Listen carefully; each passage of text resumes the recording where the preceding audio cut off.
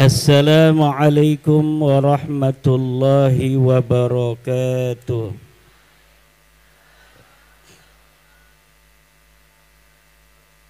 Alhamdulillahil malikil hakim, al-jawadil karimil azizir rahim, wat-tariqu ilaihi wadihul lil qasidin, wad-dalilu alaihi laihul lin nadhirin. Wassalatu wassalamu ala sayyidina Muhammadin wa ala alihi wa ashabihi at-tayyibin at-tahirin. Ya Hayyu ya Qayyum ya Hannanu ya Mannanu ya Dayyanu ya Sultanu ya Dzal Jalali wal Ikram. Amma ba'du, fa ya ashabal fadail, para alim, para ulama Banjarnegara, wabil khusus sahibil fadilah, sahibil makan, sahibil ma'had,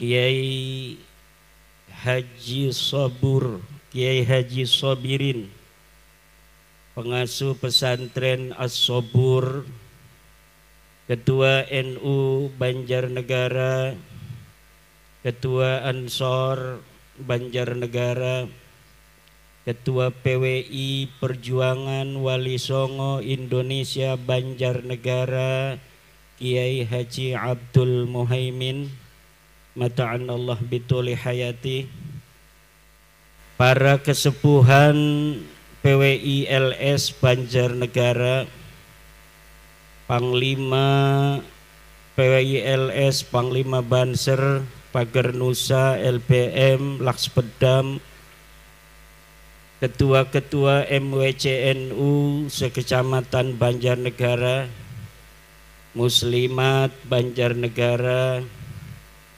Bapak dari Kepolisian Republik Indonesia, dari Tentara Nasional Indonesia, para ibu, para bapak, para wali santri Pondok Pesantren As-Sabur, hadirin ma'asyiral muslimin rahimakumullah. Dengan menjelajahi hutan belantara yang jalannya dikelilingi oleh pemandangan yang indah, pohon-pohon durian dan aneka ragam nabati yang ada di pinggir-pinggir jalan, akhirnya menyampaikan saya ke tempat yang diberkahi Allah pada hari ini, yaitu Pondok Pesantren As-Sabur di Kampung Lemah Jaya. Sekali jaya, lemahnya tetap jaya. Amin. Pondoknya namanya As-Sabur, kiainya namanya Kiai Sobir. Kalau Kiai Sabirin itu min itlaqil jam'i tafa'ulan likasratis sabri. Tafa'ul namanya satu orang, Kiai Sabirin, tapi bahasa Arabnya Sabirin itu orang-orang yang sobar. Jadi diberikan nama jamak tafa'ulan likasratis sabri wal barakah. Sabirin ini isim fa'il, ismun yadullu ala man qama bihil fi'lu. Wa bin nisbati li Kiai Sabirin ismun yadullu ala man qama bihi sabru, nama yang diberikan untuk orang yang di situ ditafauli, mudah-mudahan punya kesabaran. Pondoknya itu masih isim fa'il, tapi isim fa'ilnya ini udah isim fa'il mubalaghah. bukan hanya ya dulu ala mangqama bihi sabru, tapi as-sabur ismun ya dulu ala mangqama bihi sabru ala sabilit ta'kidi wat taqwiyati wal mubalaghah. Karena namanya sighat mubalaghah.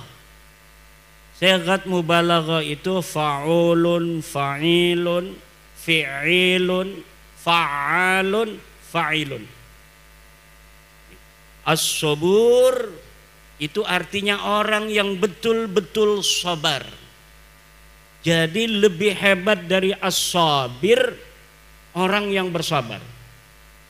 Kalau orang yang sabarnya biasa, itu pakainya hanya isim fa'il, as-sabir. Tapi kalau sudah pakai as-sabur, ismun min asma'illahi ta'ala fil asma'il husna al-akhir, itu yadullu ala ma'na taqwiyati wat ta'kidi wal mubalaghah. Maknanya betul-betul kuat. Apa yang diinginkan oleh Kiai Sobirin dengan menamakan pondoknya ini As-Sabur, santri-santrinya nanti punya kesabaran yang luar biasa, lebih dari gurunya. Karena semua kiai pengen muridnya lebih dari dirinya. Ada alimun hakikiyun, guru yang hakiki, muallimun hakikiyun, huwa man arada ayyakuna talibuhu a'la minhu darajatan wa ilman. Orang yang menginginkan muridnya lebih baik dari dirinya, ilmunya dan derajatnya. Itulah kiai. Jadi kalau ada kiai dengar muridnya jadi kiai, bahagia banget. Kalau Habib dengar muridnya jadi Habib, marah dia. Betul apa tidak? Ada Kabib dengar muridnya jadi Kabib, marah enggak? Marah. Tapi kalau kiai dengar muridnya jadi kiai, luar biasa. Cuma ini lafaz as-sabur tidak ada dalam Al-Quran, Yai. Jadi walaupun sighatnya mubalaghah, as-sabur itu tidak ada dalam Al-Quran. Yang ada dalam Al-Quran itu kisobirin. Innallaha ma'as sabirin. Allah itu bersama orang-orang yang sabar. Tapi ada sighat mubalaghah, satu sighat mubalaghah dari mustaq sabir, as-sabur, itu yang masuk dalam Al-Quran. Inna fi dzalika la ayatil likulli sabarin syakur. Ada itu. Pakainya sighat mubalaghah sabar. Sabar ini asal mulanya untuk orang yang ahli dalam bidang tertentu. Misalnya dia tukang ikan. Dia disebut samak, tukang ikan. Tukang ketawa, dohak, itu tukang tertawa. Jadi pakai wazan fa'alun, itu maknanya tukang. Nah, ketika kalimat makna menggunakan wazan fa'al, ini maknanya maha. Sabar, sangat sabar. Sabur, sangat sabar. Jadi sabur ada di dalam Asmaul Husna, tapi tidak ada dalam Al-Quran. Sabar itu ada di dalam Al-Quran. Walaqad arsalna Musa biayatina an akhrij qaumaka minadh-dhulumati ilan nur wa dzakkirhum bi ayyamillahi inna fi dzalika laayatil likulli sabarin syakur. Walaqad arsalna Musa, dan sungguh kami telah mengutus Musa bibayyinatin, dengan ayat-ayat Allah, kitab-kitabnya, dalil-dalil yang nyata, hujah-hujah yang balighah. Untuk apa membawa hujah, membawa dalil? an akhrij qaumaka minadz-zulumati ilan nur. Untuk engkau wahai Musa, keluarkan kampungmu, orang-orang kampungmu, masyarakatmu dari apa? Minadz-zulumati ilan.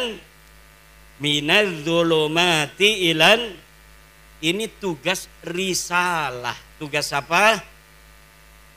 Menyelamatkan manusia minadz-zulumati ilan nur, dari kesesatan kepada cahaya. Kemudian kata Allah, wa dzakirhum bi ayyamillah, dan ingatkan masyarakat tentang nikmat-nikmatnya Allah. Inna fi dzalika laayatil likulli sabarin syakur. Sungguh yang demikian itu orang yang mau berjuang mengeluarkan masyarakatnya dari kegelapan, zulumat ilan nur, dan mau wadzakirhum bi ayyamillah, masyarakat kemudian mengingat nikmat-nikmat Allah. Itulah ciri-ciri sabaring syakur, orang yang memiliki kesabaran. Ini yang harus dimiliki oleh satu kiai, 2 pemerintah, 3 PWI. PWI itu sekarang ini sedang membawa bayinat. Sedang membawa apa? Bayinat, tanda-tanda dari Tuhan. Apa bayinatnya? Tesis bahwa Ba'lawi Habib ini bukan keturunan baginda Nabi besar Muhammad sallallahu alaihi wasallam. Untuk apa? Minadz-zulumat, mengeluarkan manusia umat Islam ini dari kesesatan. Kesesatan, kok dulumat mananya kesesatan? Dulumat itu kegelapan. Tetapi ini makna yang diinginkan adalah kesesatan. Namanya majaz. Majaz itu kalimatun musta'malatun fi ghairi ma wudi'at lah. Kalimat yang diletakkan bukan untuk yang seharusnya. Lafaz dzulumat maknanya gelap, tapi yang diinginkan adalah kesesatan. Majaz apa itu? Majaznya majaz isti'arah. Majaz apa? Majaz isti'arah tasrihiyah asliyah. Disebut majaz isti'arah tasrihiyah asliyah. Kenapa disebut tasrihiyah? Karena musyabbah bihnya disebutkan musyabbahnya, yaitu dolal dihilangkan. Dinamakan majaz isti'arah asliyah karena yang digunakan adalah dzulumat, ismul masdar inda ahlil bayani ismun jamidun. Keluarkan kaummu, masyarakatmu, warga NU minadz-zulumat. Dzulumatu al-muradatu huna adalah kekafiran dan kesesatan, mengakui Fir'aun sebagai Tuhan. Jadi Nabi Musa ini punya tanggung jawab besar. Ada orang nong, kalau di Banten orang perempuan panggilnya nong. Di sini apa? Nok, neng, mbak, mbok aja ya, mbak ya. Ini Nabi Musa diutus. Ada seorang namanya Fir'aun. Namanya siapa? Ngakunya sebagai Tuhan. Ana rabbukumul a'la. Aku adalah Tuhanmu. Dia manusia. Dia makan, dia minum, dia punya istri, dia tidur, dia sakit. Tapi dia mengaku Tuhan. Nabi Musa alaihissalam diutus oleh Allah untuk menghancurkan perbudakan Fir'aun. Agar apa yang telah ditanamkan Fir'aun kepada orang Bani Israel di Mesir ketika itu hancur sehancur-hancurnya. Ilan nur, apa itu cahaya? Al-hidayah. Apa itu hidayah? Yaitu kesimpulan ilmiah bahwa yang namanya Fir'aun bukan Tuhan. Kesimpulan ilmiahnya apa? Fir'aun bukan Tuhan. Mana dalilnya Fir'aun bukan Tuhan? Yang disebut Tuhan itu harus seperti Qul huwallahu ahad. Dia satu-satunya. Allahus somad. Tempat bergantung dalam keadaan apapun. Kita hidup di dunia penuh kesusahan. Ketika kita menghadapi berbagai macam kesusahan hidup, kita kembali kepada Allah. Mungkin ini sudah takdirku. Tempat bergantung yang terakhir, yang tidak ada lagi tempat bergantung selain Dia. Dialah Allah. Lam yalid wa lam yulad. Dia tidak beranak dan dia tidak diperanakan. Sedangkan Fir'aun ini yalidu wa yuladu. Dia punya anak dan dia juga diperanakan oleh ibunya. Masa iya orang yang keluar dari ibunya dianggap Tuhan? Masa iya orang yang tidur kalau dia capek dianggap Tuhan? Masa iya dia yang ketika terjadi suatu hal dia bisa sakit dianggap Tuhan? Maka Nabi Musa diutus untuk menghilangkan kegelapan, yaitu pengakuan saudara Fir'aun yang mengaku dirinya sebagai Tuhan. Akhirnya orang Bani Israel merdeka dari perbudakan Fir'aun yang mengaku dirinya sebagai Tuhan. Dan akhirnya orang-orang Bani Israel mengakui hanya Allah Subhanahu wa ta'ala sebagai Tuhan semesta alam. Tapi ibu-ibu, ini luar biasa yang hadir sebelah kanan. Ini ada 5.000 ini. Sebelah kiri 5.000. Yang di depan saya cuma perempuan-perempuan cantik. Ini apa maksudnya ini Kiai? Kesana banyak orang, 5.000, kesini banyak orang, tapi saya disuruh ngadepnya ke sini, ngadepin kamera sama wanita-wanita cantik. Ini suatu indikasi bahwa Kiai Sobur ini menganggap saya doyan cewek.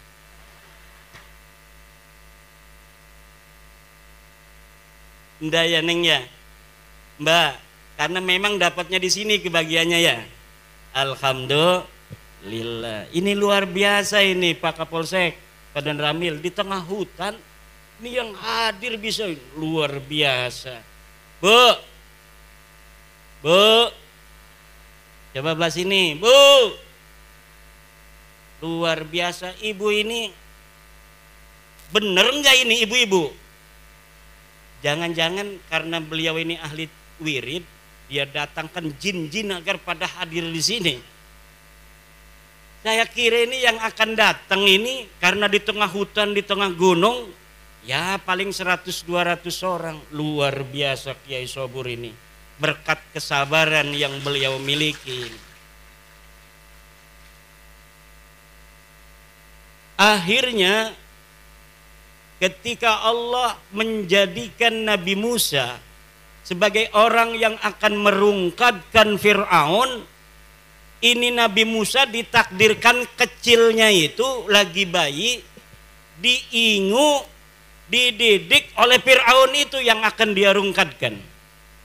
Makanya tidak heran hari ini yang menjadi pengurus PWI semuanya mantan-mantan kibin semua. Semuanya kibin-kibin semua yang sekarang jadi pengurus-pengurus PWI. Kenapa? Karena mantan-mantan kibin lah yang tahu bagaimana Fir'aun, taktiknya Fir'aun, kesesatannya Fir'aun, dan kelemahannya Fir'aun.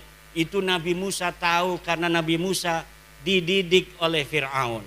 Mantan-mantan kibin di seluruh Indonesia yang hari ini membentuk PWILS, Perjuangan Wali Songo Indonesia. Kenapa dia begitu semangat? Karena dia tahu bagaimana itu yang namanya Baklawi. mantan-mantan kena dawir ini yang jadi pengurus nih. Kiai-kiai mantan kena dawir ini jadi pengurus dan jadi para kesepuhan PWILS. Muridnya kadang-kadang 2000, tapi dia bisa diakalin sama orang yang gak bisa ngaji. Jangankan ngaji kitab, itu Ba'lawi kadang ngaji Qur'annya aja dari kanan ke kiri. Bener ya, dari kiri ke kanan. Ini tapi dia bisa menjajah para kiai yang sudah hafal kitab Jurmiyah, hafal Fathul Qorib, bisa baca kitab Ihya, baca kitab Jam'ul Jawami', baca kitab Bukhari, tamat, dapat ijazah.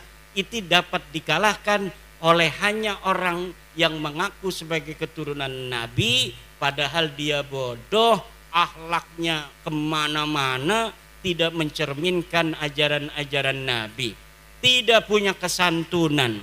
Kalau ceramah kayak anjing gila, mencaci sana, mencaci sini, kiai dicaci, masyarakat digoblok-goblokin, pemerintah digoblok-goblokin, presiden digoblok-goblokin, apalagi polisi digoblok-goblokin, tentara digoblok-goblokin. Padahal dia sama sekali tidak berilmu, baca Quran ngacak, apalagi baca kitab kuning. Kenapa bisa terjadi selama ini?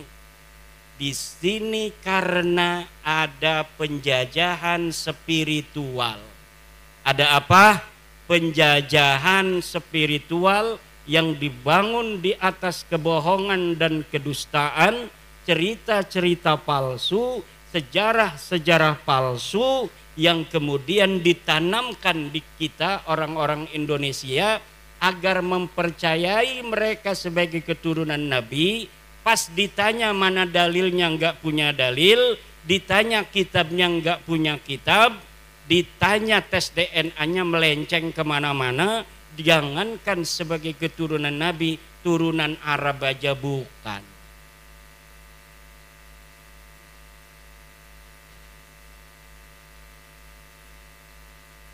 Ini tepuk tangan maksudnya Pak Kiai?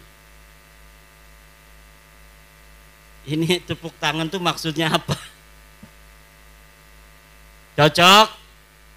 Bu, cocok? Setuju Bu? Habib bukan turunan Nabi, setuju? Sebelah sini, Habib bukan turunan Nabi, setuju? Yang keras. Saksikan, udah 2 kali menyaksikan. Orang Purbalingga sudah bersaksi. Sekarang merembet ke Banjarnegara. Ashhadu anna Ba'lawi laisu min durriyatin Nabi sallallahu alaihi wasallam.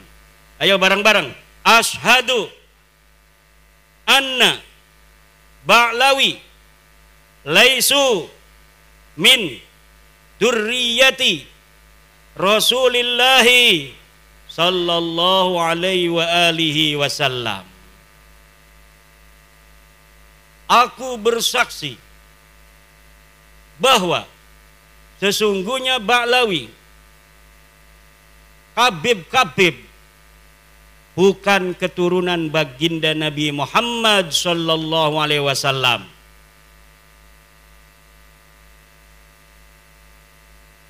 Dan ini bisa dipertanggungjawabkan secara ilmiah, zahiran wa batinan, dunia wa ukhra.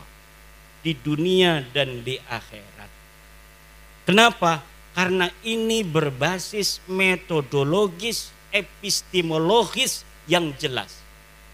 Dari kitab nasab yang sudah ditulis para kiai, para ulama masa lalu.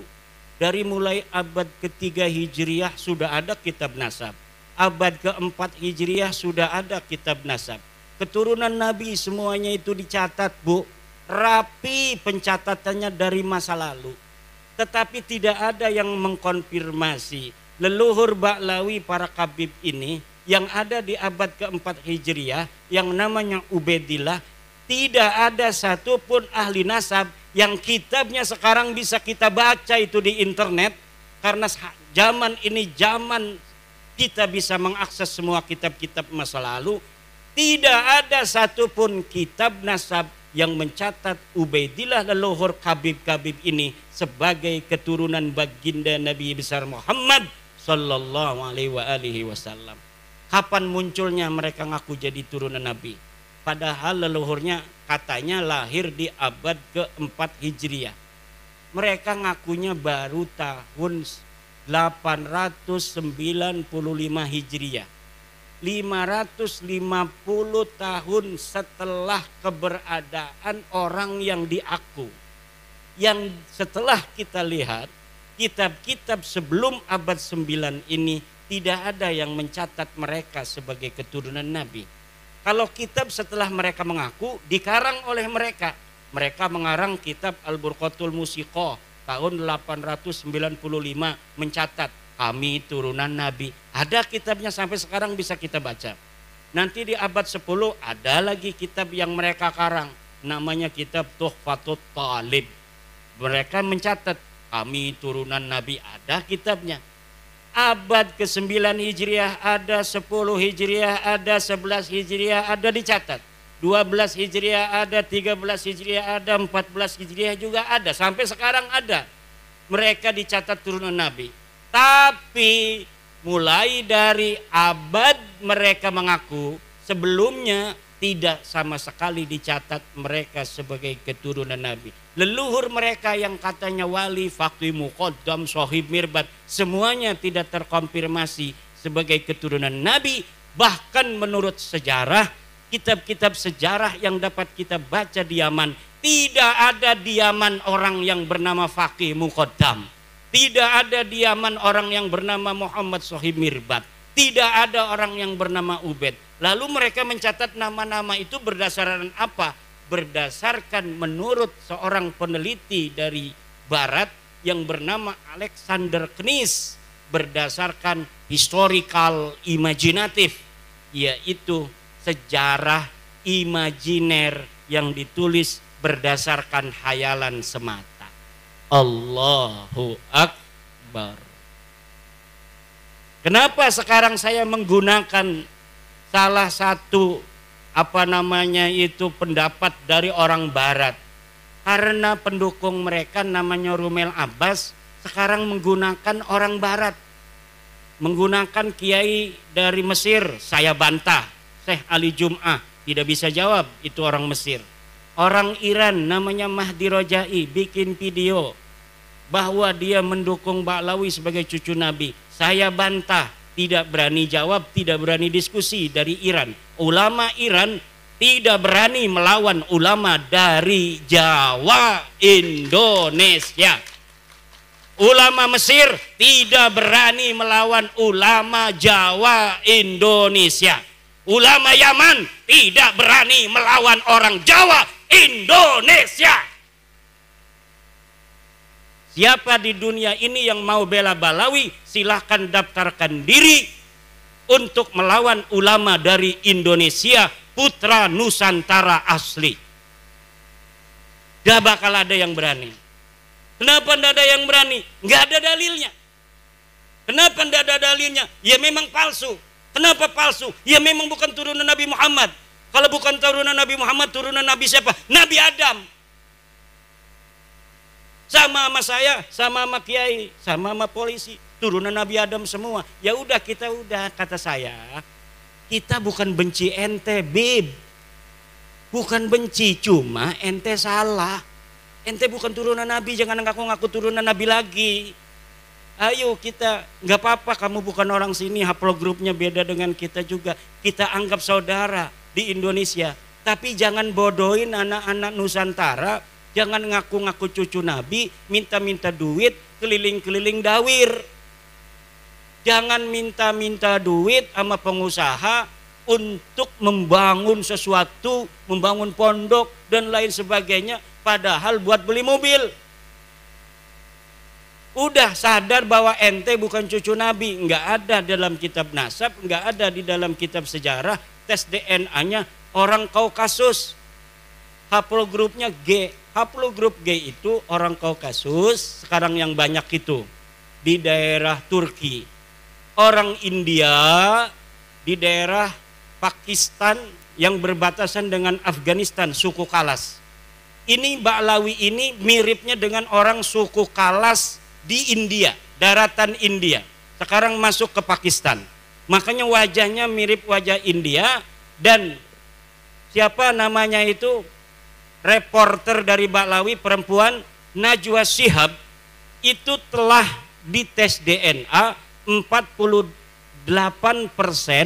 DNA-nya orang India.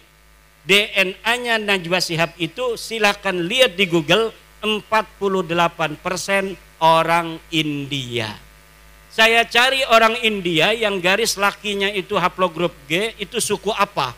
Suku Kalas yang ada di India dan suku Paswan yang ada di India. Mereka mempunyai keunikan tersendiri. Jadi haplogrup G ini punya satu keunikan. Dulu ketika mereka masuk agama Yahudi di abad 10 Masehi, mereka mengaku keturunan Nabi Ishak yang ke-13. Ketika mereka ada di India, di Kalas, di dataran Pakistan sekarang, mereka mengaku keturunan Alexander Agung. Ketika ada di India beragama Hindu, mereka di suku Paswan mengaku sebagai keturunan daripada Dursusana. Ketika di Islam di Indonesia dan di Yaman, mereka mengaku sebagai keturunan baginda Nabi besar Muhammad sallallahu alaihi wasallam. Kayaknya haplogrup G ini kalau dia agama Kristen ngaku sebagai anaknya Yesus Kristus. Untung Nabi Isa enggak punya istri, enggak punya anak. Kalau Nabi Isa itu diriwayatkan punya anak, mereka banyak yang akan masuk Kristen mengaku sebagai keturunan Yesus Kristus. Sayangnya Yesus enggak punya anak. Di Indonesia mereka nyangkol-nyangkol juga kepada pahlawan-pahlawan Indonesia. Ada yang mengaku keturunan Hamengkubuwono. Ada yang mengaku sebagai keturunan Sunan Giri. Jalur lakinya kami dari Ba'lawi, jalur perempuannya dari Sunan Gunung Jati. Ada yang ngaku ke Banten. Kebetulan saya ini salah satu nasabah di Banten sejak 2012. Jadi sudah agak hafal seluruh keturunan-keturunan Sultan Banten dan di mana adanya komunitas keturunan Sultan Banten. Ada seorang Ba'lawi ngaku keturunan Sultan Banten dari ibunya katanya. Dari siapa? Dari Pangeran Mesir bin Sultan Ageng Tirtayasa. Saya langsung hubungi keturunan Sultan Mesir yang ada di Pontang, dekat dengan Kresek, masuk Kabupaten Serang. Betul nggak ada susunan nasab seperti ini yang dari keluarga Pangeran Mesir? Ini bohong Kiai, ini palsu. Palsu. Mereka mengaku keturunan Jogja dari Hamengkubuwono II. Saya teliti, saya konfirmasi kepada peneliti nasab di Jogja, palsu. Ngaku Sunan Giri, palsu. Ngaku apa saja, ngaku kiai, ngaku ulama. Masa ulama nggak suruh baca kitab dari kiri ke kanan? Selama ini yang dibicarakan berarti bukan berdasarkan ilmu, berdasarkan hafalan anak-anak mau tampil pidato itu.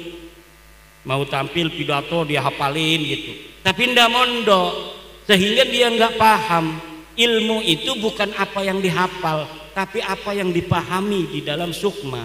Sehingga menjadi kebijaksanaan untuk menentukan sebuah hukum Allah Subhanahu wa ta'ala berdasarkan Al-Quran Al-Hadis, kemudian dialaqahkan dengan waqi' kejadian yang menyertainya. Itu namanya alim, namanya kiai.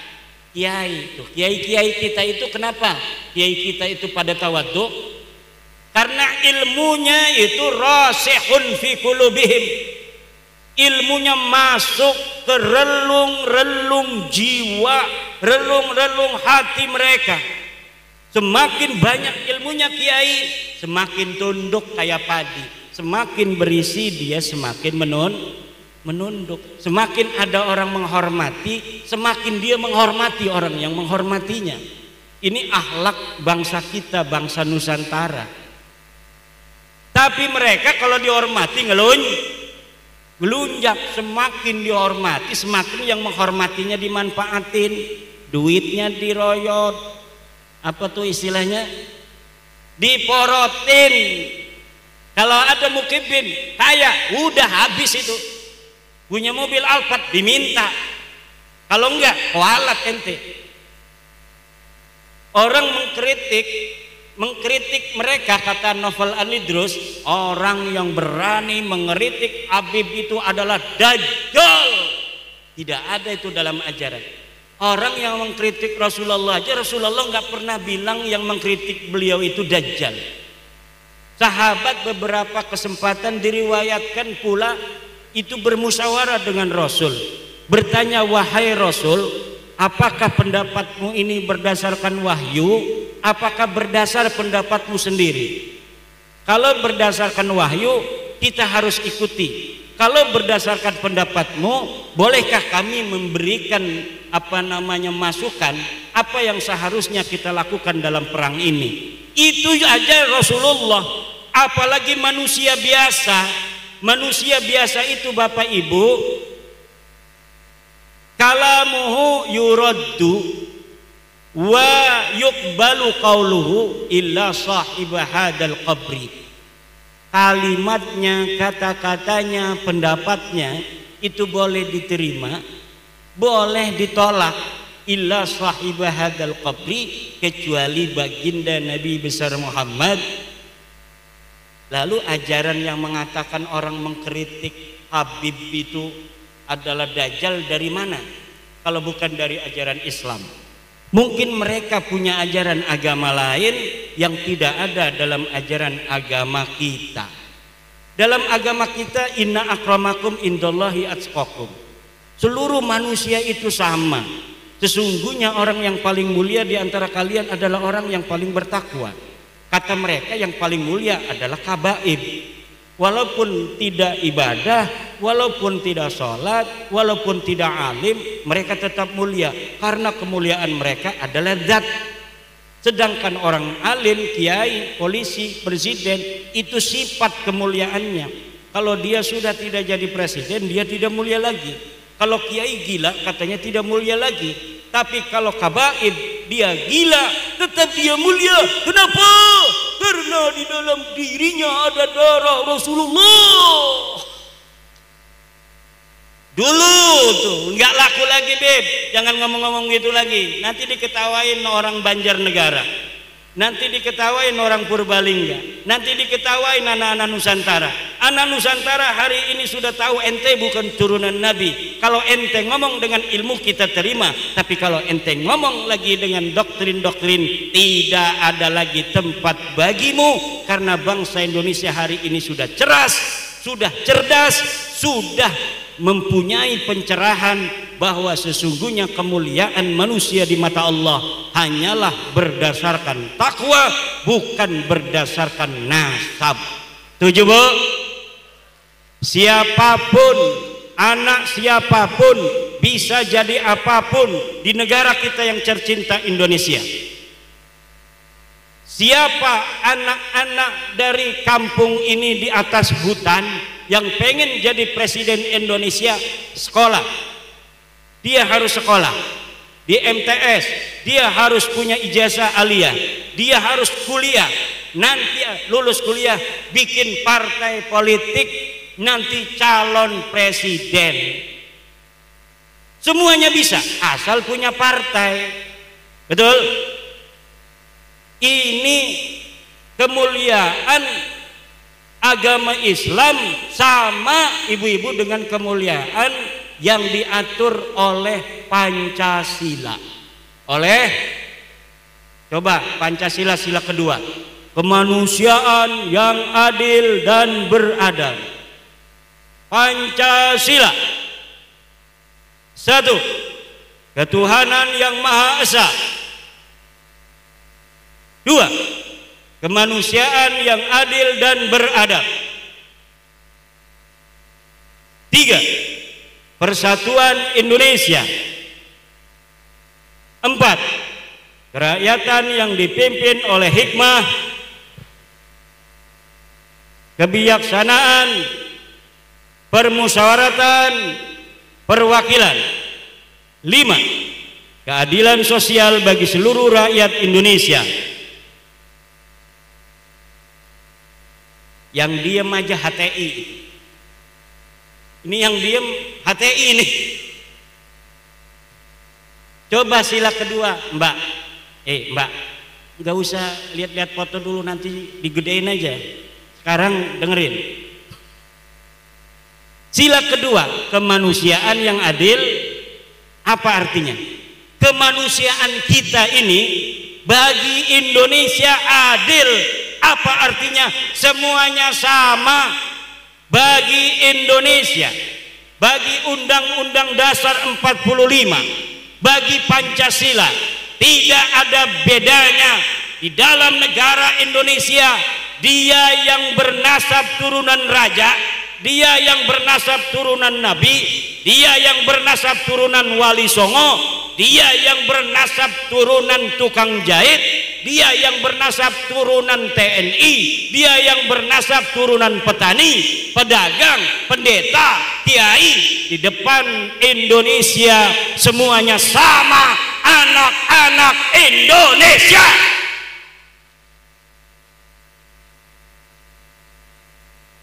Dia bisa jadi presiden, siapa saja bisa jadi presiden. Dia bisa jadi menteri, dia bisa jadi gubernur Jawa Tengah, dia bisa jadi gubernur Jawa Timur, bupati Banjarnegara, camat di sini, lurah di sini. Tidak dilihat dari keturunannya. Silahkan masa lalu mereka keturunan pengkhianat sekalipun, tapi kalau sekarang dia ini komitmen kepada NKRI, kepada Indonesia, mau bersama membangun citra baik bagi bangsa dan negara di mata dunia, maka kita akan terima. Walaupun kita tahu mereka dulu turunan antek-antek penjajah Belanda. Kami punya data dan punya bukti yang leluhur mereka lakukan kepada leluhur kami bangsa Indonesia, yaitu mengkhianati kami. Berbagai macam peristiwa sejarah telah membuktikan leluhur-leluhur bangsa Indonesia yang menginginkan kemerdekaan. Siapa yang mengkhianati? Kami mencatatnya, tapi kami akan hapus semua itu kalau kalian mau mawas diri, kalian mau bersama untuk membangun negara ini hari ini. Kenapa? Kita harus melihat masa depan, betul? Bukan melihat masa lalu. Masa lalu itu suatu yang kadang-kadang sangat menyakitkan untuk dikenang. Saya banyak bersedih kalau membaca sejarah keluarga, sejarah Banten, sejarah perjuangan. Bagaimana leluhur-leluhur kita dulu sampai mengorbankan diri mereka untuk kemerdekaan kita hari ini.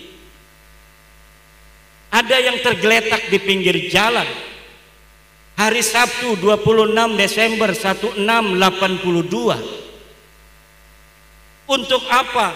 Untuk leluhur lakukan itu untuk kita hari ini.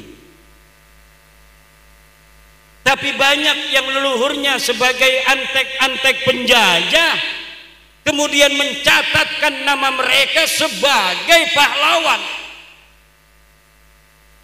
Ketika dicari sejarahnya, keaya. Di mana mereka ketika perang Cilegon 1888? Di mana mereka ketika perang Diponegoro 1825? Di mana mereka ketika perang merebut kemerdekaan? Di mana mereka ketika perang mempertahankan kemerdekaan? Ketika masyarakat Surabaya 10 November 45 mati berkalang tanah, di mana mereka berada? Tidak ada satupun dokumen yang menyatakan Ba'lawi ada di sana. Tidak ada. Tapi kita tidak akan mengungkit-ungkit masa lalu. Kita menatap masa depan. Hari ini dan masa depan. Ayo kita bersama. Jangan ngaku turunan Nabi. Jangan merasa paling mulia. Karena memang kamu tidak mulia. Tidak ada yang pantas kamu banggakan. Kamu ngaku turunan Nabi, bukan turunan Nabi. Kamu mengaku orang berilmu, bukan orang berilmu. Wani adu. Kamu ngaku sebagai orang soleh, tidak soleh. Banyak yang kemarin ketangkep itu ngebegal motor, betul. Tukang malak-malak kiai, malak-malak orang. Apa yang kamu banggakan? Tidak ada yang pantas kamu banggakan di tanah Indonesia ini. Yang harus kamu lakukan, didik anakmu, suruh mondok kepada kiai-kiai biar pinter. Nanti biar dia yang merubah sejarahmu menjadi sejarah yang baik untuk bangsa dan negeri ini. Amin ya robbal. Itu saja kalau saya. Enggak kayak PWI. Kalau PWI lebih gawat dari saya. PWI itu gawat lebih dari saya. PWI itu luar biasa semangatnya, ini ketuanya. Ketua PWI ini semangatnya luar biasa, galak. Kenapa? Dulunya dia akalin melulu. Dulunya dibohongin. Banyak dibohongin, jadi sekarang muara itu. Makanya kalau saya jangan tolak-tolak orang datang. Saya ini pribadi saya, karena organisasi ini milik banyak orang, jadi pendapat saya itu harus nurut banyak orang.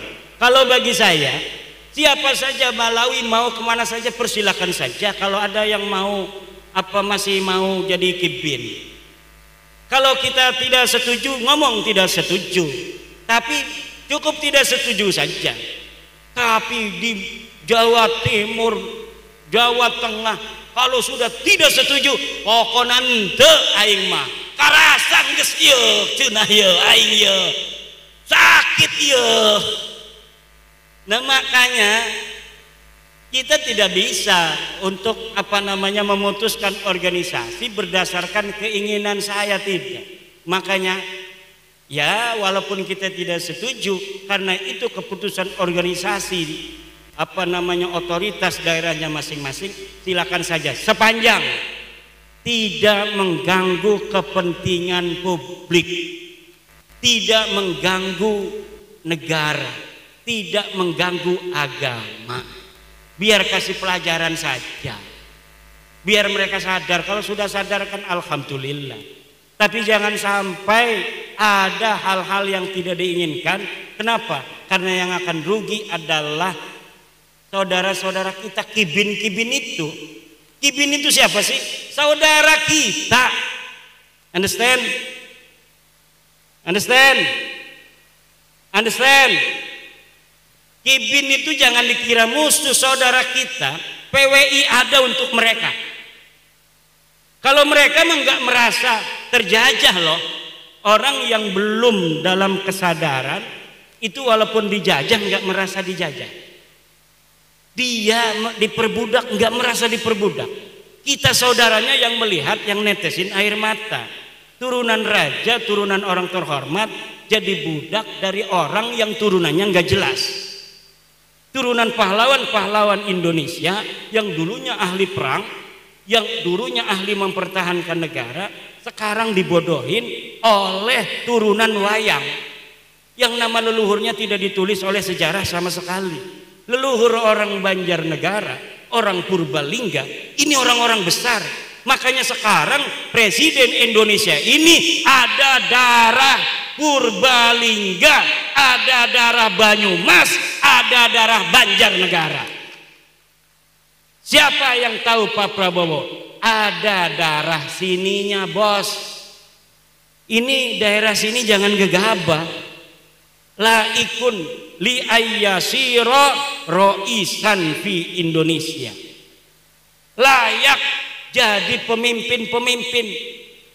Dulu orang Solo pernah presiden orang Solo, betul? Pak Harto, Pak Jokowi. Sekarang giliran orang Banyumas, Purbalingga, Banjarnegara yang punya presiden. Alhamdulillah. Pak Prabowo itu kakeknya orang sini.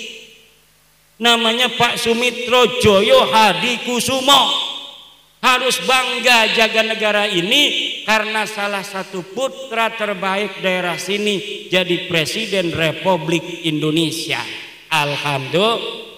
Ini menunjukkan siapapun anak-anak Banjarnegara bisa jadi presiden.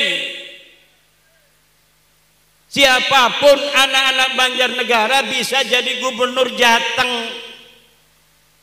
Kalau kemarin itu Pak Ganjar dengan Pak Prabowo itu orang sini semua kakeknya. Betul? Pak Ganjar Purbalingga ya? Purbalingga. Pak Prabowo orang Purbalingga, Banyumas, Banjarnegara, leluhurnya itu pernah jadi bupati-bupati. Itu kalau siapapun yang jadi, Pak Ganjar yang jadi, yang menang orang Banjarnegara. Wong Kresek kalah.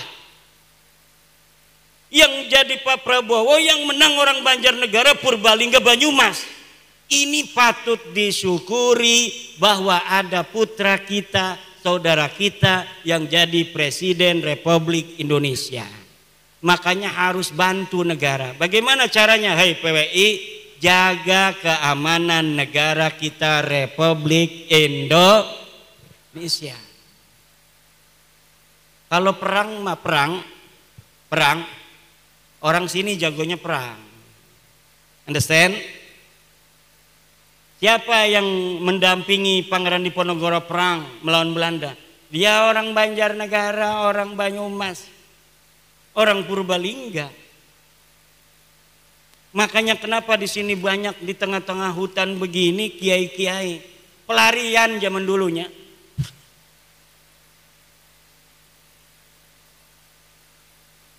Apa itu? Duren. Suruh dibawa ke Kresek itu. Tolong jangan dikasih siapa itu, duren geblugan namanya. Hah? Nangka. Ini pelit ini. Alasan aja nangka kan. Semalam saya udah dikirim. Saya di penginapan dikirim sama Kiai Muhaimin. Duren. Alhamdulillah. Ini durennya masih seger bener. Kalau perempuan ini perawan ini.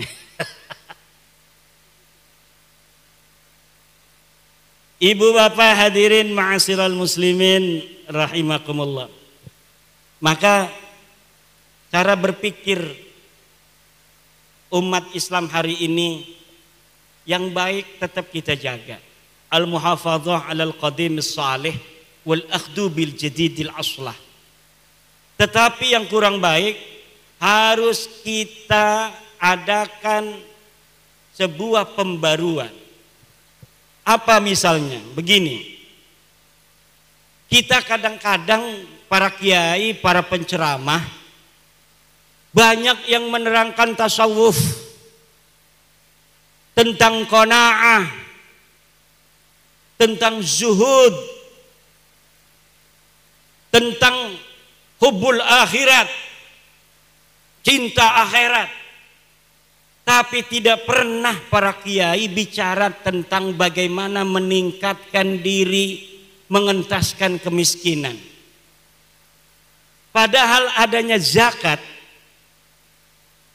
syariat zakat itu sebuah isyarah bahwa Islam ini menjunjung tinggi pemerataan ekonomi. Orang yang kaya beri zakat kepada orang miskin. Artinya apa? Artinya agar orang miskin ini lama-lama menjadi kaya. Para kiai ajarannya harus juga untuk bagaimana mengajarkan masyarakat, bukan untuk qanaah, bukan untuk zuhud, tidak punya duit. Kalau dia sudah punya duit banyak baru zuhud. Kalau dia sudah duit banyak baru qanaah. Untuk apa? Untuk pendidikan anak kita agar terus bisa meningkat. Jangan hanya sampai di tingkat menengah sampai terus kuliah, cari beasiswa ke Jerman, cari beasiswa ke Mesir, cari beasiswa ke Australia. Jadiin anak-anak kita anak yang mampu membangun kekayaan Indonesia ini. Sumber daya alam Indonesia ini kaya raya. Salah satu surga di dunia ini adalah Indonesia. Tapi mengapa Indonesia belum mampu mengoptimalkan untuk mengeksplorasi sumber daya alamnya? Karena masih terbatasnya sumber daya manusia. Kita harus qanaah, betul. Qanaah itu artinya tidak hawak, tidak tomak, tapi duit punya. Kalau mau bayar sekolah anak ada, kalau bayar kuliah anak ada, mau mondokin anak kemana duitnya ada. Kita harus perkaya anak, kemudian kita harus didik dia dengan didikan keakhiratan yang tidak melupakan keduniaan. Ini kita ngomong, kadang penceramah-penceramah itu ngomong zuhud, tapi dianya pakai mobil Lamborghini. Ngomong qanaah, dia flexing, tidak sesuai omongannya. Tapi kalau kiainya ngomong, kita harus bekerja keras, anak kita harus mempunyai skill agar dia bisa bekerja, agar dia bisa mempunyai pendapatan. Kiainya bawa mobil Alphard, wajar, betul apa tidak? Kenapa? Yang diajarkan adalah struggle for life. Bagaimana kita meningkatkan hidup, harkat martabat keluarga kita dengan ilmu, dengan kecukupan sandang dan pangan. Karena agama Islam kita agama yang mengajarkan kepada kita untuk tidak melupakan dunia. Wala tansa nasibaka minad dunya. Doanya pun yang diajarkan Allah, Rabbana atina fid dunya wa fil akhirati wa qina adzab. Di dunianya kita menguasai ilmu pengetahuan, di akhiratnya kita masuk surga, tidak masuk neraka. Ini yang harus diajarkan oleh kiai-kiai kalau ceramah. Jangan kita mengajarkan masyarakat zuhud-zuhud cukup buat kiai. Mengajarkan qanaah-qanaah buat kiai aja. Masyarakat ini diajarkan bagaimana dia semangat bekerja untuk memperbaiki taraf hidup. Anak-anaknya suruh sekolah yang tinggi, suruh mondok kalau pengen jadi kiai. Cuma mondoknya jangan pada kiai yang masih jadi kibin, nanti anak kitanya jadi kibin. Kalau kita mondokin anak pada kiai yang kibin, yang gelem jadi budak orang lain, nanti anak kitanya sengsara.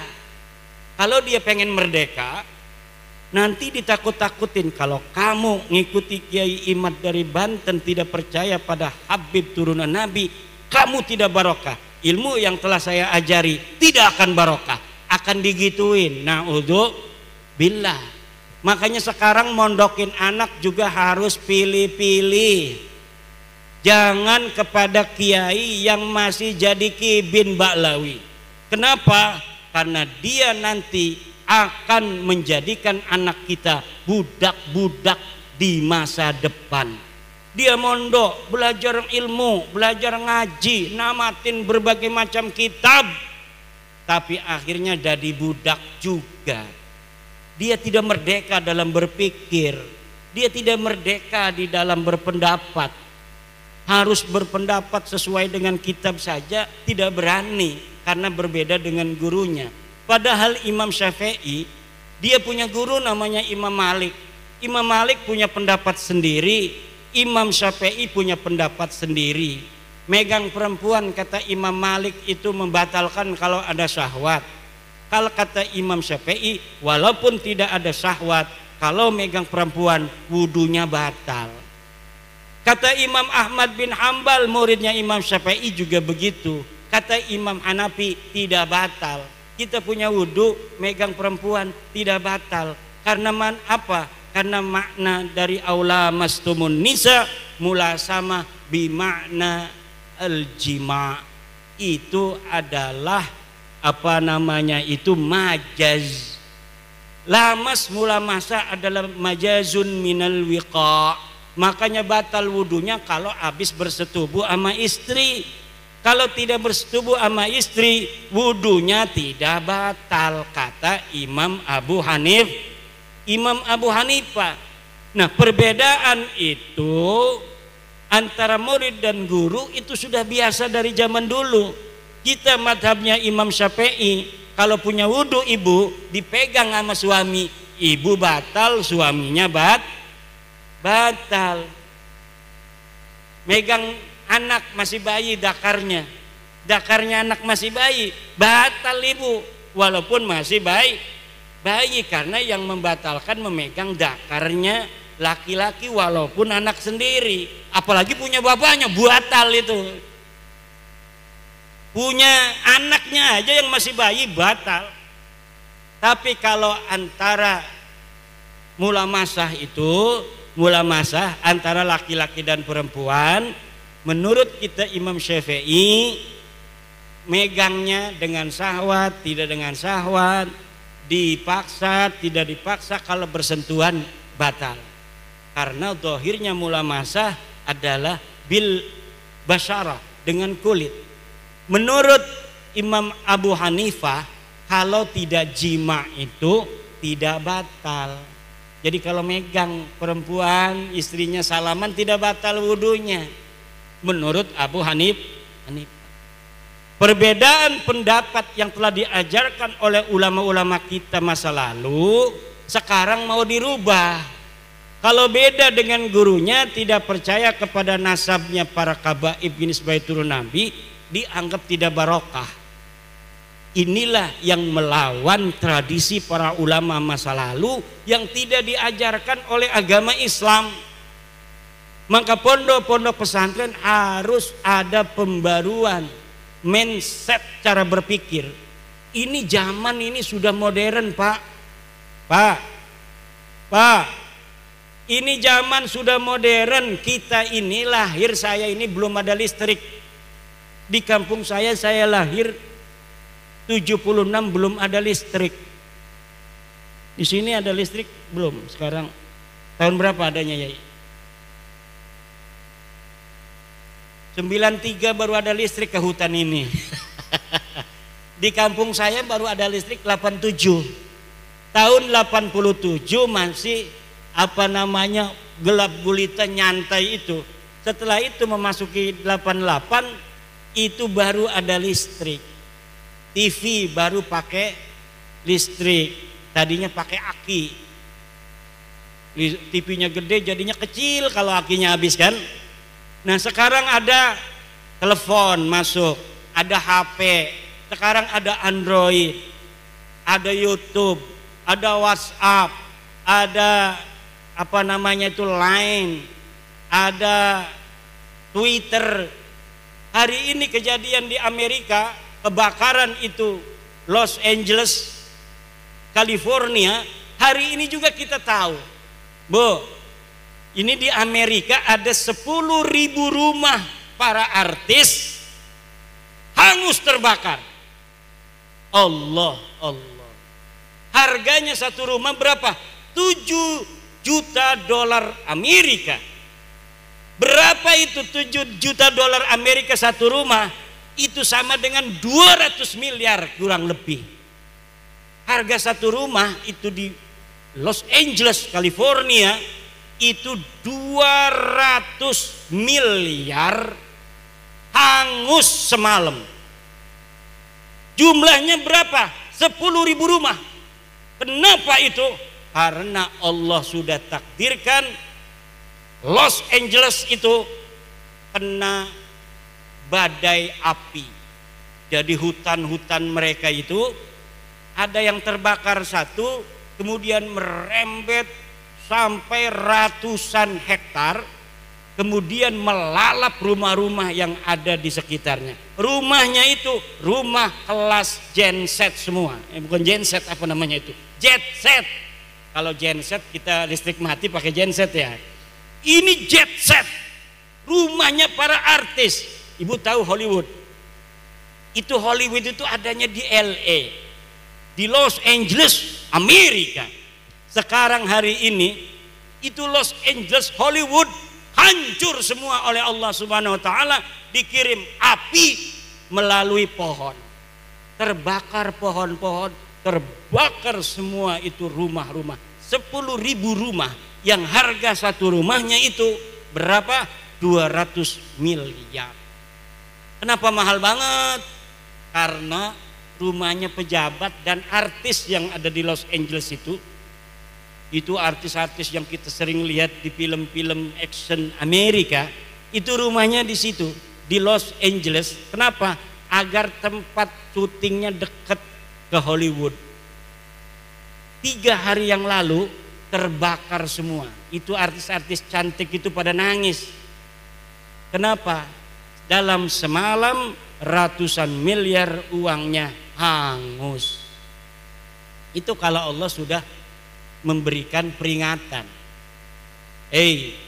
Orang-orang Hollywood, kalian bikin film, satu film aja itu untungnya bisa jutaan dolar Amerika. Artisnya dapat bagian honor yang tinggi, tapi kalau Allah mau dalam semalam saja semuanya hilang, tidak berbekas lagi. Makanya kita alhamdulillah hidup di Indonesia ini baldatun thayyibatun warabur. Itu orang-orang Mesir bikin sebuah tulisan jannatun fil ardi, surga di bumi. Apa maksudnya? Indonesia. Seorang ulama besar dari Mesir pernah ke Indonesia, dia pulang kemudian mengarang sebuah kitab judulnya Jannatun fil ardi, surga yang ada di bumi. Maksudnya adalah Banjarnegara, Indonesia. Kita makan buah apa aja ada, Bu. Neng, yang udah pernah umroh, di Mekah banyak makanan, betul? Banyak buah-buahan juga. Ada nggak pohonnya? Nggak ada. Itu impor semua. Kita makan apel di Mekah itu impor. Kita makan jeruk itu impor. Kita makan pisang itu impor. Kalau orang nggak punya duit nggak bisa juga makan apapun. Tapi di Indonesia kita terjun aja tuh ke hutan itu tuh di belakang tuh. Ada duren, ada kidongdong, ada ketokak, ada sintrong, macem-macem. Walaupun misal kita ini di embargo, apa namanya? Embargo oleh dunia, saya yakin kita bisa makan walaupun hanya dedaunan. Gak bakal kelaparan. Kenapa? Tuhan telah memberi dan telah mempersiapkan untuk kita makan. Zaman dulu ini satu pulau Jawa ini kerajaannya macam-macam. Itu masing-masing mempunyai otoritas politik. Ini tidak boleh masuk ke sini sembarangan, ini tidak boleh jual ini sembarangan. Walaupun negara-negara kerajaan zaman dulu itu, kerajaan Mataram beda, kerajaan Surabaya beda, kerajaan Banten beda, itu masing-masing mampu untuk swasembada pangan. Masing-masing mereka bisa menghidupi rakyatnya untuk tidak kelaparan. Sekarang Pak Prabowo mau menggalakkan kembali swasembada pangan. Kenapa? Karena hari ini, tahun-tahun kemarin kita ternyata masih impor beras dari Vietnam, impor beras dari Thailand. Kita banyak sawah, tapi ternyata beras yang kita beli di pasar itu sebagiannya dapat impor dari Thailand, dari Vietnam. Kata Prabowo, kalau begitu kita harus swasembada, ketahanan pangan harus kita galakkan kembali. Bagaimana caranya?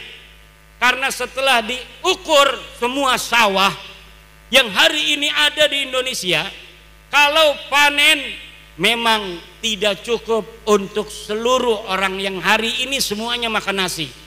Kalau dulu ada yang masih makan jagung, Dulu masih ada yang makan sagu. Sekarang saudara kita di Papua aja sudah makannya nasi. Maka sawah sekarang minus. Pak Prabowo mempunyai sebuah program hutan-hutan di Kalimantan, sebagiannya akan dijadikan sawah-sawah dan kelapa sawit. Bagus tidak?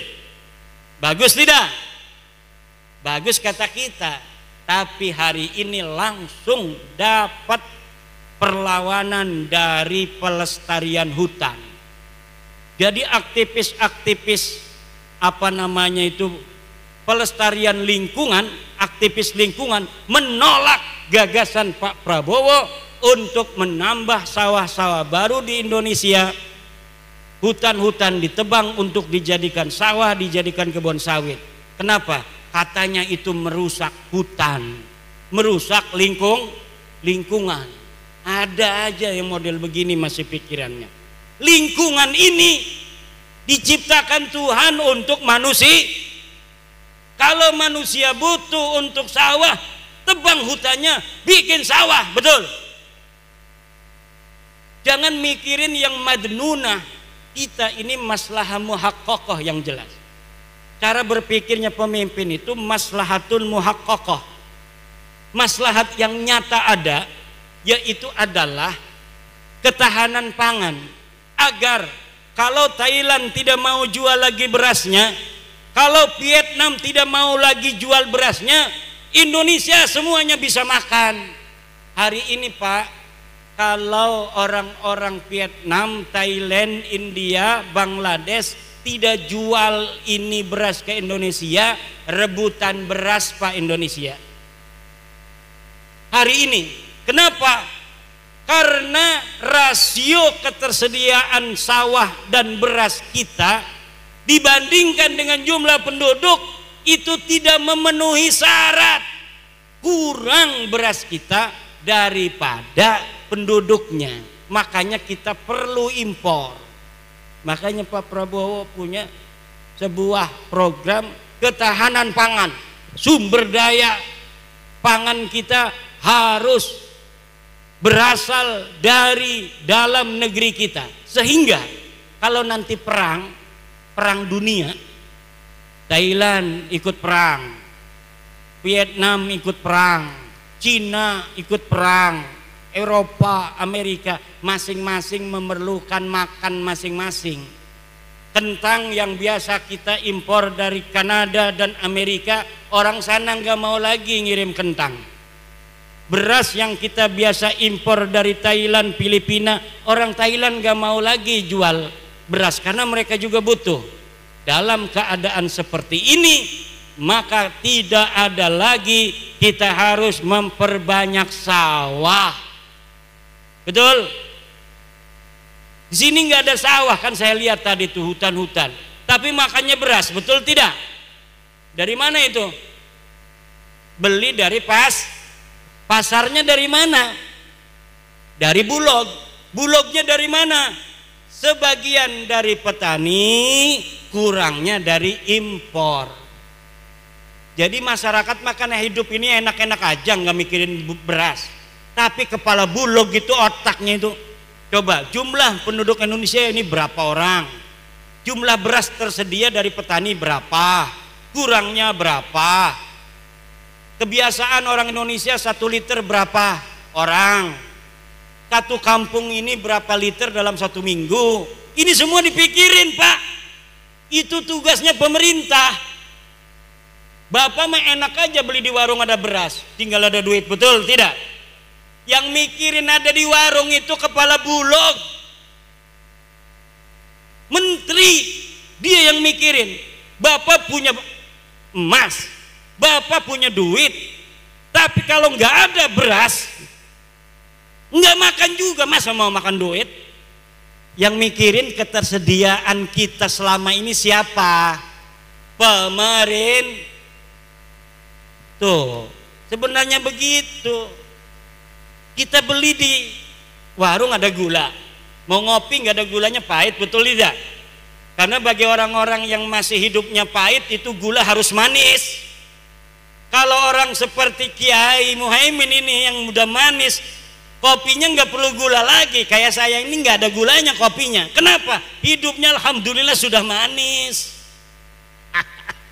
Padahal kalau makan gula bahaya. Bagaimana gula bisa tersedia itu? Dipikirin oleh Menteri Perdagangan. Bu, kita mah kan beli, ini ada mahal sekarang, mahal katanya kan. Padahal cara mengadakannya aja sudah puyeng gitu. Karena pabrik gula sekarang udah pada tutup. Harga produksi, biaya produksinya lebih tinggi daripada harga di pasaran. Kenapa? Ini demo buruh kan. Buruh gula pengennya tinggi gajinya. Masyarakatnya yang beli gula pengennya murah, betul apa tidak? Ini pabrik bingung. Ininya masyarakatnya gula pengen murah, betul tidak? Karyawannya pengen gajinya naik. Kalau nggak naik demo dia. Demo itu apa namanya? Serikat buruh. Akhirnya ditaikin, yang didemo kan pejabat, yang naikin gubernur. Naik. UMR Jawa Tengah naik. Akhirnya pabrik menaikkan upah, dijual ke pasar murah. Karena apa? Masyarakat pengennya murah. Kalau gulanya naik, masyarakat demo, turunkan gula. Kan bingung tuh, gimana cara untuk menyelesaikannya. Ini kita belajar jadi presiden, jangan bisanya nyaci presiden doang kita. Ternyata susah jadi presiden. Jadi bagaimana ketersediaan bahan pokok ini ada, masyarakat tenang, tinggal mikirin nyari duitnya doang dia. Kerja semangat, dapat upah, dapat duit. Semua bahan pokok disiapkan oleh negara. Di pasar itu walaupun kayaknya yang apa namanya untung kan tukang-tukang agen itu di pasar. Sebenarnya agen pun kalau di pabriknya tidak ada, di bulognya nggak ada beras, nggak bisa dia beli bahan makanan pokok, tidak bisa. Makanya ini bapak-bapak, hayu kita bareng-bareng jaga negara kita Republik Indonesia. Nanti kalau misalnya presiden kita ada kesalahan, namanya manusia, betul apa tidak? Kalau dia jelas-jelas salah, ya nanti ada hukum. Di sana ada KPK, di sana ada polisi, di sana ada pengadilan, di sana ada kejaksaan. Biarkan aja, di situ ada wakil kita DPR. Kita mah bagaimana cara meningkatkan harkat derajat hidup kita, anak-anak kita lebih baik dari kita, taraf hidupnya, kehormatannya, kemuliaannya. Kalau semuanya memikirkan seperti itu, maka Indonesia ini akan menjadi negara yang sejahtera dunia dan akhirat. Banyak duit, naik derajat. Hari ini Indonesia menjadi 5 terbesar penduduk di dunia, 280 juta. Pertama itu orang India, Cina, India, Amerika, Rusia. Kelima Indonesia. Ini negara besar loh. Indonesia ini bapak-bapak diperhatikan dunia. Setiap apa saja yang terjadi di Indonesia diperhatikan dunia. Omong apa saja ini Indonesia presidennya diperhatikan dunia. Kenapa Palestina terus menjadi isu dunia?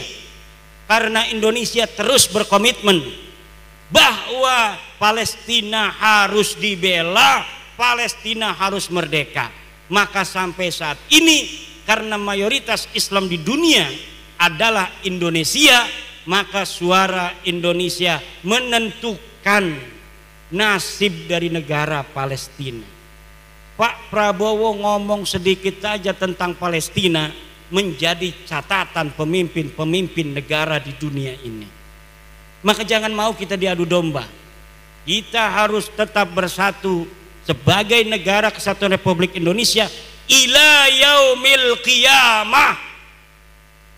Kalau kita jadi seperti dulu kerajaan-kerajaan, ini Mataram beda, Banten beda, Cirebon beda, gampang diadu domba. Sekarang kita negara kesatuan Republik Indonesia dengan bentuk negara Pancasila, menggunakan sistem demokrasi, dasar negara falsafah Pancasila, Undang-Undang Dasar 45. Berbeda agama tapi kita saling menghargai. Kita boleh berbeda suku tapi kita saling menyayangi. Siapa saja yang dipilih oleh rakyat bisa jadi presiden. Siapa saja yang dipilih oleh rakyat bisa jadi gubernur. Ini jarang ada negara seperti ini di dunia, Pak. Bu, saya pernah ke Mesir, saya pernah ke Belanda, saya pernah ke Singapura, saya pernah ke Thailand, saya pernah ke Malaysia. Tapi negara yang nyaman, damai untuk Islam ini hanya negara kesatuan Republik Indonesia. Ini acara begini ini, kalau di Mesir nggak boleh, Pak. Mayoritas Islam hampir 90% di sana. Orang khotbah habis pondok dia khotbah di masjid, nggak boleh. Enak aja orang baru datang mondok khotbah. Dia harus disertifikasi, dikeluarkan oleh negara sertifikatnya, baru dia boleh ceramah. Dan itu jarang sekali bisa lulus di Mesir. Lah kita di Indonesia balik mondok, bikin pondok, masyarakat nitip anak jadi bawa ke Kemenag, langsung diatur, diurus surat izin pondok pesantren. Bayar enggak? Gratis aturannya. Tapi ngasih kenapa? Kasihan buat beli rokok. Ini nih gara-gara kiai suka ngasih pejabat ini nih. Kalau kita kiai itu ya, kiai itu orangnya nggak enakan. Saya itu lurahnya itu ada misan, bikinin surat keterangan apa gitu kan. Kalau nggak ngasih uang itu kasihan, nggak ada kerjanya dia, nggak ada gajinya kan, gajinya kecil itu pegawai kelurahan itu. Kita pengennya ngasih aja. Nah ini bisa jadi kalau menurut KPK ini penyuapan. Untung nggak ada KPK itu. Tapi kalau kita masyarakat memberi itu bukan karena memang menyogok, bukan, hanya bagi rizki aja. Nah kasihan, bukan kasihan, nggak enak kan ya. Nah ini yang terjadi. Nah di negara lain Bapak, acara begini nggak bakal boleh, apalagi ngeganggu jalan model begini. Ini apa ini, mengganggu ketertiban umum ini. Kadang-kadang nggak izin sama polisi, nggak izin sama RT, orang kampung main aja, panggung ditaruh dulu mikrojan, maulidan nggak bilang-bilang RT, nggak bilang lurah, nggak bilang kapolsek, jalan ditutup aja. Apa marah polsek? Paling nanya aja sama anak buahnya, itu udah izin belum? Belum. Ya udah. Tapi diundang datang aja dia. Padahal nggak dikasih tahu ini acara awalnya. Inilah negara Indo. Kenapa? Agama dilindungi di Indonesia, dijamin untuk menjalankannya, dan negara tidak boleh ikut campur dalam urusan agama. Inilah untungnya agama tidak dibawa ke negara. Coba kalau agama dibawa ke negara begini Pak, nih bahaya. Misalnya HTI